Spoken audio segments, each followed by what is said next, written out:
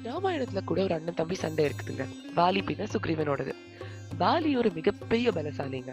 ஒரு முறை வாலிக்கும் ஒரு ராட்சசனுக்கும், ஒரு மாயாவியான ராட்சசனுக்கும் சண்டை நடக்கும். சண்டை போட்டுக்கிட்டு இவங்க 2 பேரும் குகைக்குள்ள போயிடுவாங்க. வாலி சுக்ரீவனுக்கு சொல்லுவாங்க, "நீ குகைக்கு வெளியில காவலுக்கு இரு" அப்படின்னு.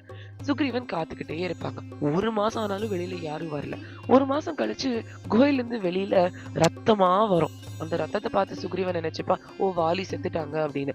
அதனால அங்கிருந்து தப்பிச்சு வர அந்த அசுரன் தன்னோட ராஜ்யத்த நாசம் பண்ணிடுவாங்க அப்படின்னு சொல்லி அந்த குகைய அடைச்சிடுவான்.